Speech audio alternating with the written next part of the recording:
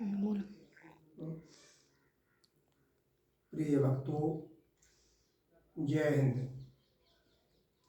आज मैं प्रिय भक्तों को, ईश्वर के भक्तों को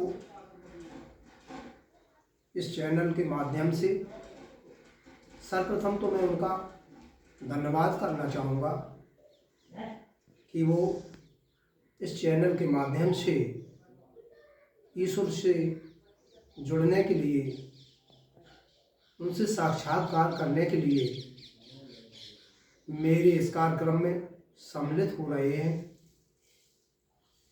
हमको कार्यक्रम को शेयर कर रहे हैं, इस चैनल को सब्सक्राइब कर रहे हैं।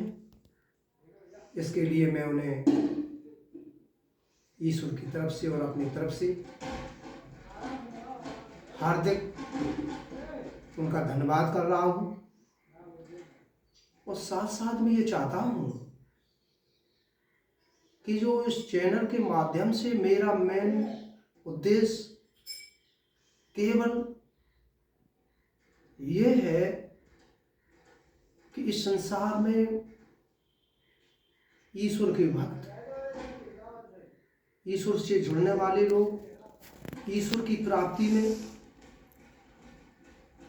उनकी लालसाएं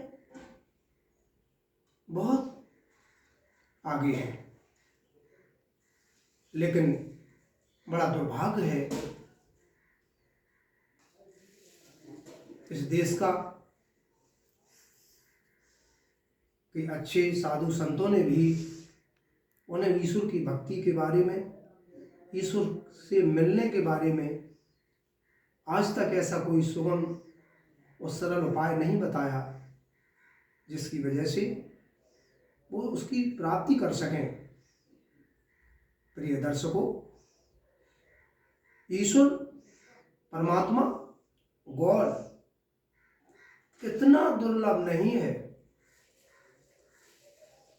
कि लोग उसे प्राप्त ना कर सकें, लेकिन हाँ, वो इतना दुर्बल भी नहीं है कि थोड़े से ही प्रयास के वो सभी भक्तों को प्राप्त हो जाए। क्योंकि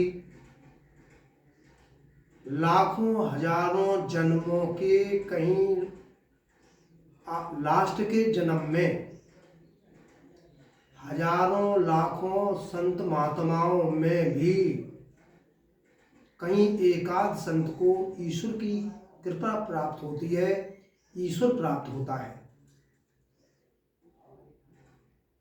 तो चैनल से जुड़े हुए प्रिय भक्तों, मैं आपको ईश्वर की प्राप्ति के लिए, उससे मिलन कराने के लिए जो मैं सत्संग उपाय बता रहा हूँ, जो पिछले मैं 2 वीडियो में बता चुका हूँ,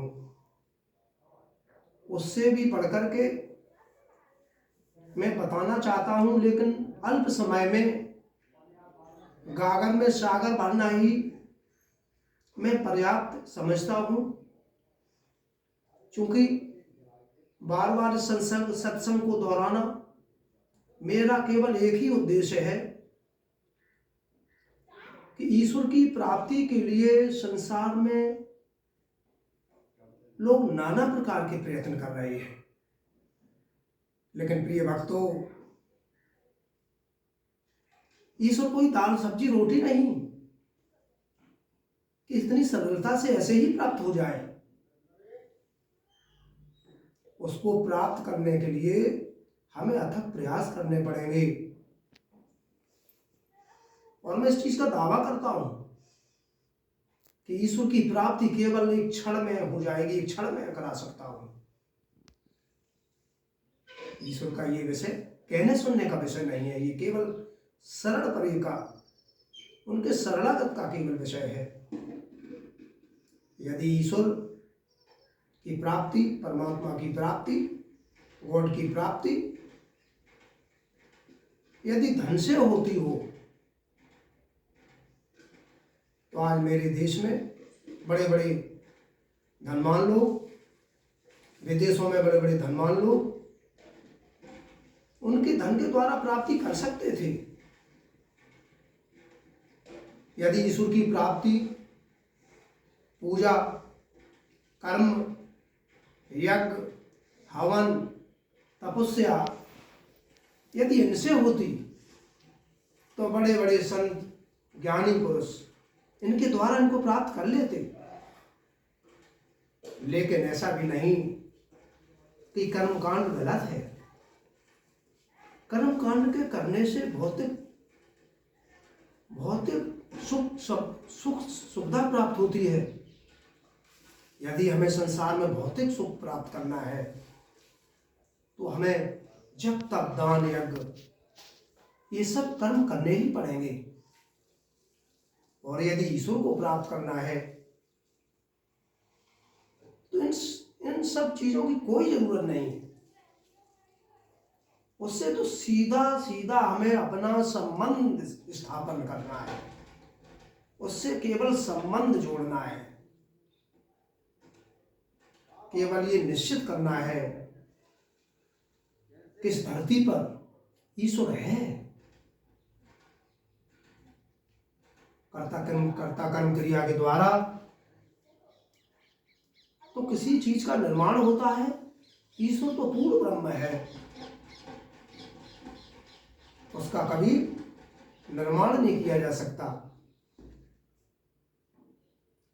तो जब तक मनुष्य के अंदर धन का अहम है, पूजा का अहम है, भक्ति का अहम है, सत्संग का अहम है, तब तक ईश्वर हमसे बहुत दूर है, बहुत दूर।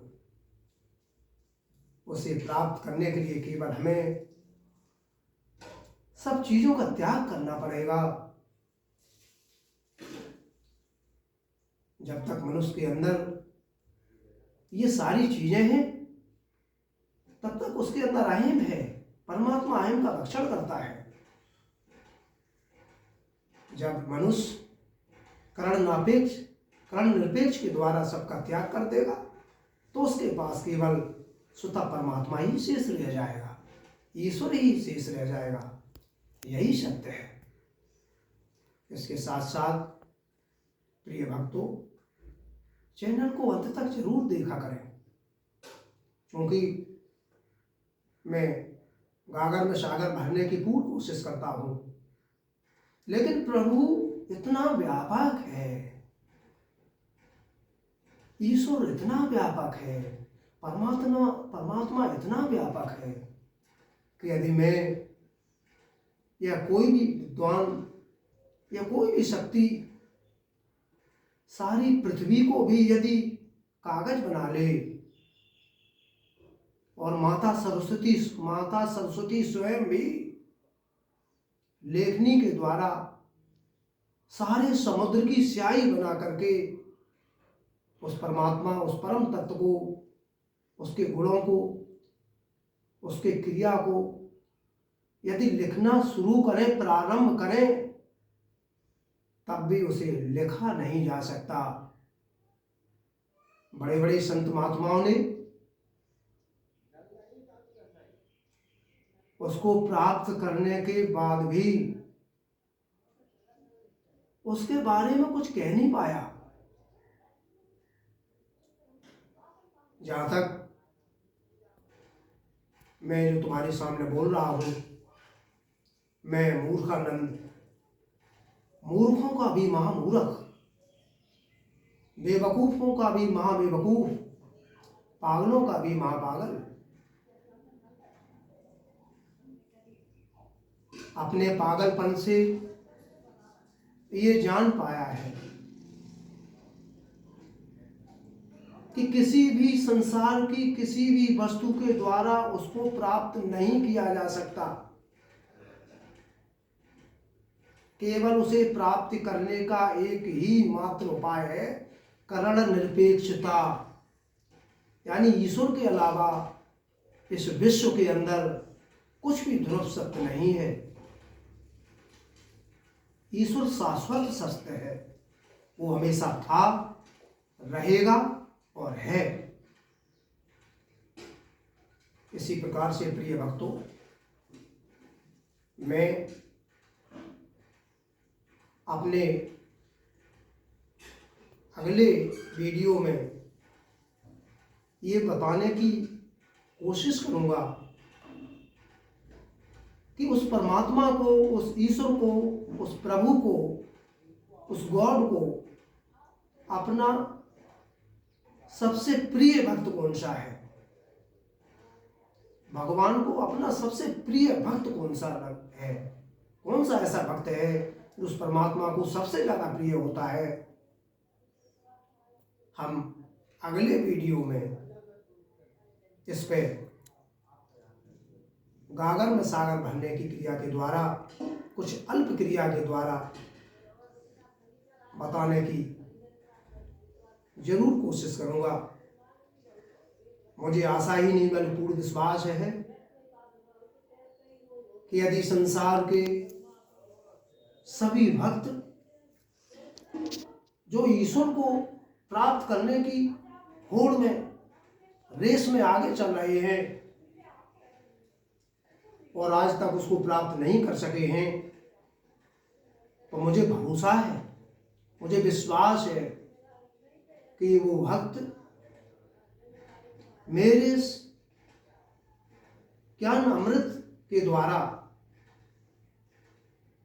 इस वाणी के द्वारा उनको ईश्वर की प्राप्ति निश्चित होगी।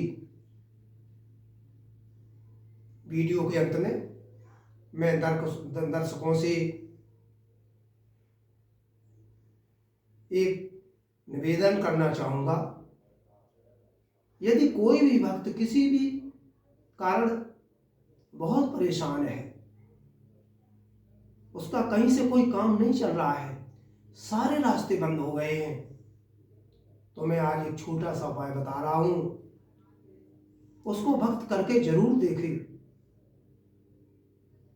क्योंकि जब तक मनुष्य के अंदर, जब तक भक्त के अंदर एक आशा लगी रहती है कि मेरा काम वहाँ से हो जाएगा, मेरा काम वहाँ से हो जाएगा, मेरा काम पूजा से हो जाएगा, मेरा काम यहाँ से हो जाएगा, तब तक ईश्वर उसकी मदद नहीं करता, तब तक उसके अंदर अहम झलकता है। लेकिन जैसे ही भक्त ये ध्रुव सत्य कर ले, अपने को बिल्कुल शांत कर ले और एक बार सच्ची आत्मा से कहे कि हे प्रभु, हे परमात्मा, तुम्हारे अलावा मेरा कुछ भी नहीं है, अब तुम जैसा करो, तुम ही कुछ कर सकते हो। प्रिय भक्तों, मेरा मानना है, मेरा विश्वास है, करण निरपेक्षता होते ही तत्क्षण ईश्वर उसकी मदद करेगा, उसका काम करेगा, उसका निश्चित काम होगा, उसे काम का रास्ता दे देगा। यही सत्य है। इसी के साथ साथ मैं अब इस वीडियो को विराम दे रहा हूँ। जय हिंद। सभी चैनल से जुड़े हुए भक्तों को मेरा शुभ आशीर्वाद। जय श्री राम।